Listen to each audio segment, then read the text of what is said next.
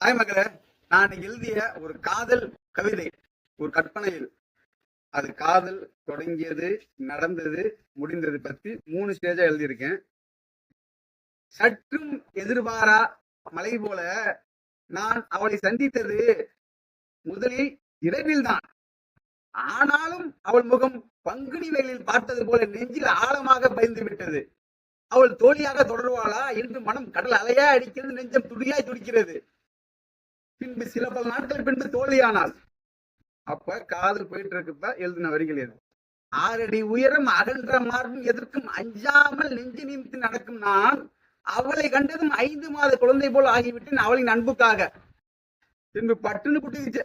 அப்ப எழுது இந்த கவிதை என்ன பாத்தீங்கன்னா, கத்தி இல்லாமல் வெட்டி விட்டால், காரணம் கேட்டால் ஏதோ சொல்லிவிட்டால், மொத்தத்தையும் மறந்து விட்டால், என மௌனமாக ஆக்கிவிட்டாள்.